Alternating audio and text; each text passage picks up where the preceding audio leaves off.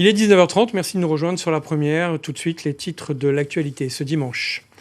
Les coutumiers de Païta opposés à la venue de 180 militaires pour assurer la relève. Ils appelaient à manifester ce dimanche.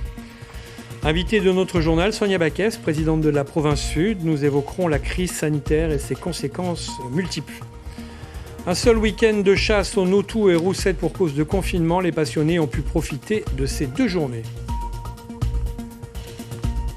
Madame, Monsieur, bonsoir. Une soixantaine de manifestants s'est réunie aujourd'hui aux abords de l'aéroport de la Tontouta à l'appel des coutumiers de Païta.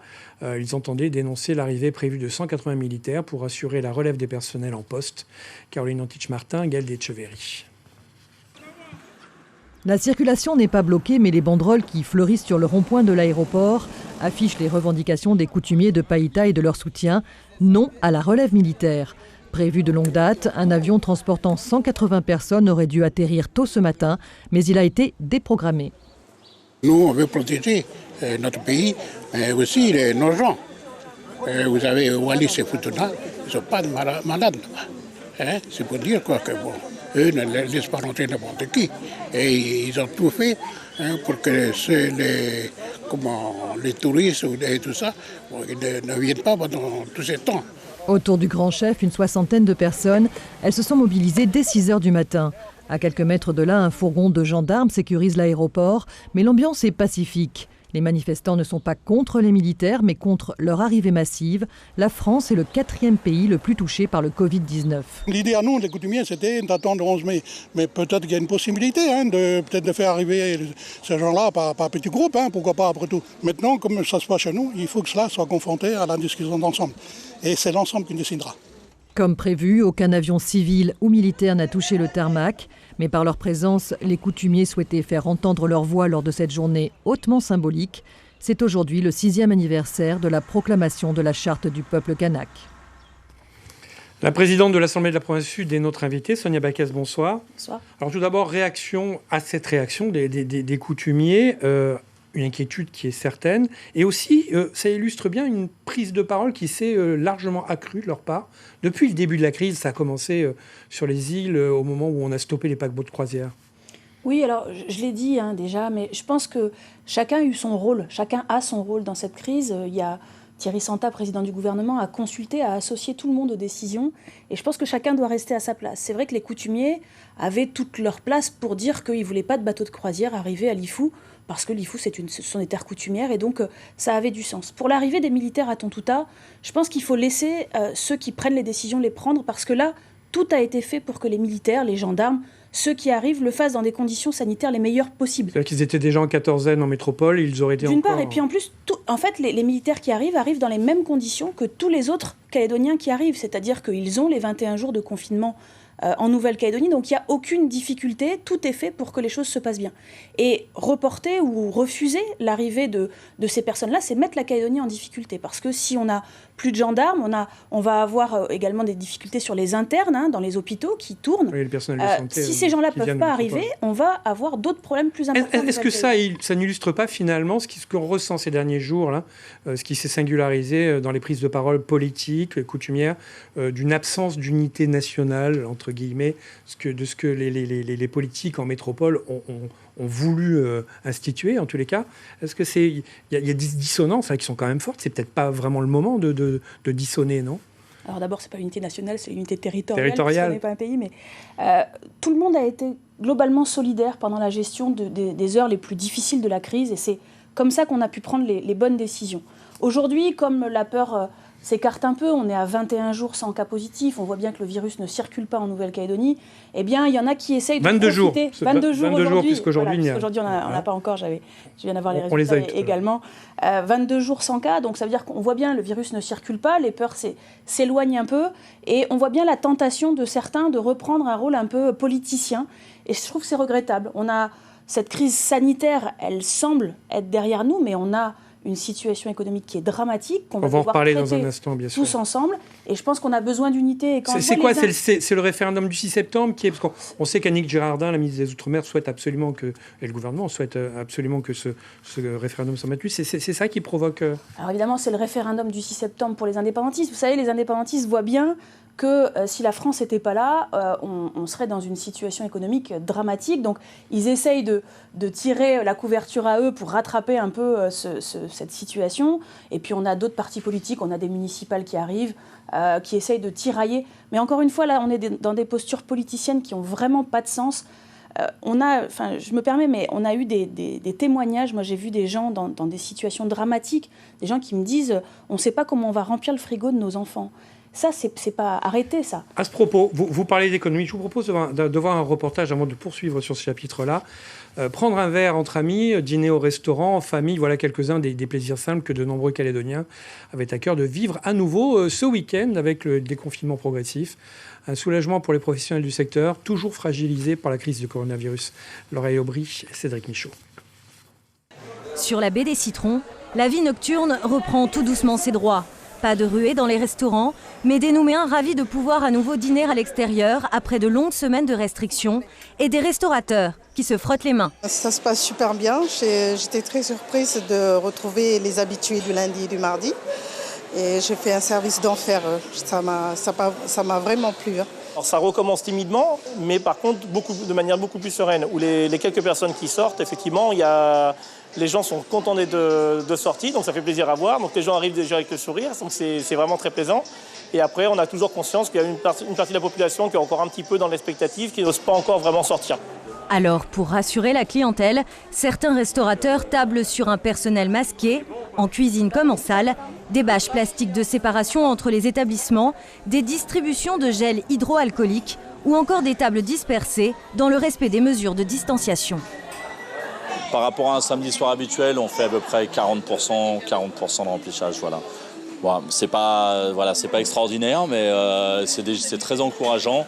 Et surtout, on voit vraiment que les gens sortent, ont envie vraiment de nous encourager et ont envie de partager un bon moment en famille. Après avoir été très durement impactés par la crise sanitaire, les restaurateurs retrouvent espoir. Mais de l'avis de tous, il faudra sans doute plusieurs semaines pour que la vie sociale revienne à la normale. Et c'était la rentrée des restos, mais avant d'en parler, et de l'économie, la rentrée des classes aussi. Comment aujourd'hui, avec un peu de recul, petit recul, comment estimez-vous la rentrée des classes ? Comment cela s'est-il passé ? Alors en province sud, ça s'est très bien passé. On a des enseignants qui ont vraiment joué le jeu. On a moins d'1% d'absentéisme, ce qui est moins que ce qu'on a d'habitude. Donc des enseignants qui ont joué le jeu, qui ont mis en place les nouveaux gestes d'hygiène, parce que à force, on ne va plus parler de gestes barrières, mais de nouveaux gestes d'hygiène qui vont devoir rester. Qui vont sans doute perdurer. Qui vont perdurer. Et c'est vrai que les enseignants ont accompagné ces élèves qui sont en demi-classe, qui ont été en demi-classe cette semaine. Et ça s'est vraiment très bien passé. C'est vrai que... Vous dites en province sud, ça s'est bien passé. Mais c'est normal, puisqu'en province nord, les élèves ne sont pas rentrés. Vous regrettez là aussi qu'il n'y ait pas eu, j'allais dire, un ensemble territorial qui soit orchestré ? Non, je ne regrette pas. Moi, je suis très respectueuse de la position des provinces nord et îles. Chacun a fait en fonction de ses populations. On a des populations qui sont complètement différentes. On a 85% du PIB qui est généré en province sud, alors qu'on a 90% de la population des îles qui est à l'aide médicale. Donc on n'a pas du tout les mêmes populations, on n'a pas du tout les mêmes réactions par rapport au virus. Et je pense que c'est important qu'à l'échelon provincial, on respecte les avis de chacun. Et moi, je suis très respectueuse de ce qu'a fait le Nord. Ils ont décidé de ne pas rentrer. Nous, on a décidé de rentrer parce que nos populations étaient prêtes, nos enseignants étaient prêts. On voit bien qu'on a encore un peu d'absentéisme, mais on est à 70% de présentéisme globalement sur la province sud. Donc les élèves sont venus, les enseignants sont venus. Cette rentrée s'est bien passée. Et finalement, l'échelonnement, il nous a permis d'expliquer aux élèves, aux enfants, aux enseignants comment les choses allaient se passer sur le long terme. Alors le temps passe vite, évidemment.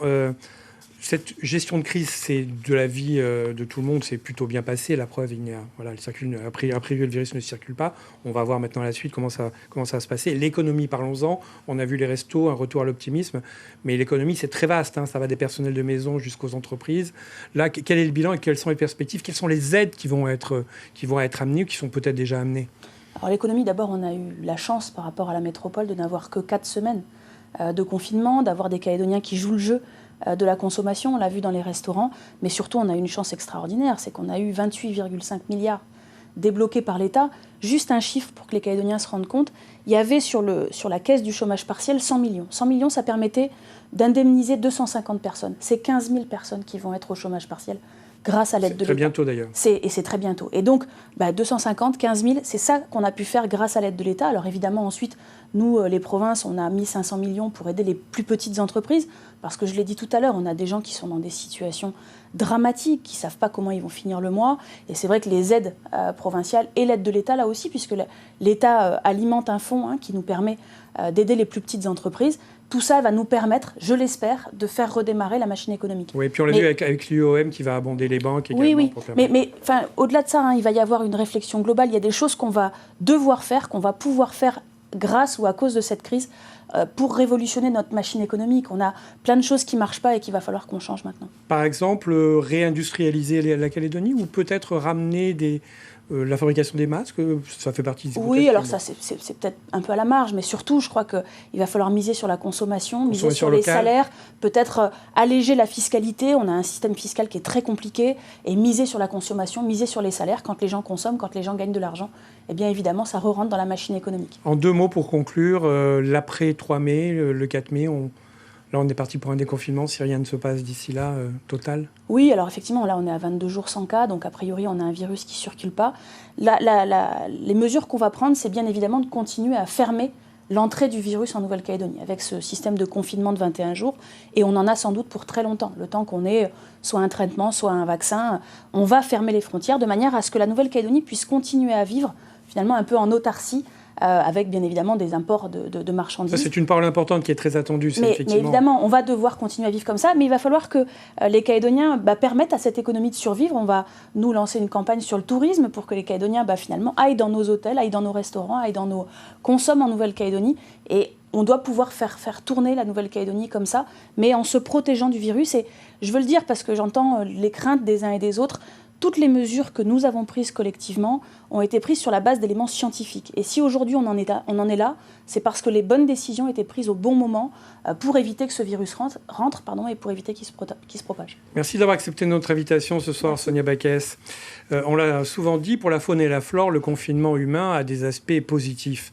Du côté des chasseurs de Notou et de Roussette, il faudra cette année se contenter d'un seul week-end de chasse, contre 4 habituellement en avril. Et ce week-end s'est déroulé depuis hier. Les passionnés ont d'ailleurs pu profiter de l'aubaine. Vous allez le voir, reportage d'Antoine Le Tonneur et Nicolas Fasquelle. Voilà, Notou. La précieuse récolte forestière après des heures de marche dans la chaîne. C'est une tradition. J'aime bien faire un coup de chasse, tuer. Voilà, c'est tout. Marcher un peu, voilà.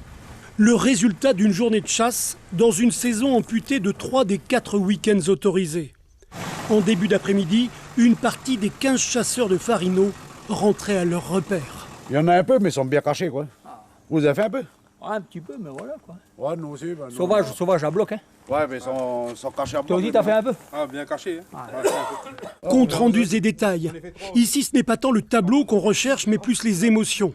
Et ce, d'autant plus qu'ils n'avaient que ce week-end pour traquer leur gibier préféré, dans la limite d'un quota de 5 Notou et 5 Roussettes. Le quota, je crois qu'on ne le fait jamais. On peut y aller, même s'il y avait 4 week-ends, on ne fait jamais le quota. Mais un week-end, s'ils pouvaient nous rajouter 2 week-ends, ça serait bien. Mais j'y crois pas, hein. C'est malheureux. Hein. Mais bon, après, je vais dire, ça reste une... Mais c'est un bien pour un mal. On dira qu'on en aura un peu plus l'année prochaine, peut-être. Ces chasseurs qui participent aussi à la régulation des cerfs et des cochons dans le parc des Grandes Fougères ont eu l'autorisation de chasser dans les immenses zones de Manial. Une chasse traditionnelle, un héritage qu'ils veulent transmettre. La chasse au Notou, c'est une chasse, c'est une tradition, ça fait partie de la culture ici en Nouvelle-Calédonie et ça fait partie de la coutume des gens ici en Nouvelle-Calédonie. Et cette chasse, on va la perpétrer. Pourquoi? C'est parce que nous, on a connu ça de nos vieux, nous on a connu ça et justement on veut faire connaître ça à toute la petite génération qui vient derrière. Là. C'est pour ça que nous on essaye de protéger le maximum, on essaye de protéger. Pourquoi? Parce qu'on pense à tous les jeunes qu'il y a derrière nous. Nous on a connu ça, on voudrait qu'ils connaissent ce que nous on a connu. Un seul week-end au lieu de 4. Comme ils le disent, c'est un mal pour un bien, en espérant que l'an prochain, les vastes forêts de la chaîne seront encore plus giboyeuses. À retenir ce dimanche, une 60aine de manifestants s'est réunie aujourd'hui aux abords de l'aéroport de la Tontouta, à l'appel des coutumiers de Païta. Ils entendaient dénoncer l'arrivée prévue de 180 militaires pour assurer la relève des personnels en poste. C'est la fin de ce journal, merci de l'avoir suivi. Demain à 7h, l'invité de la matinale radio est Christopher Gigès, porte-parole du gouvernement. Il répondra aux questions de Charlotte Mestre. Vous pourrez aussi intervenir au 258. Et puis demain soir à 19h30, vous retrouverez Thérèse Voya. Je vous souhaite une très belle semaine sur La Première.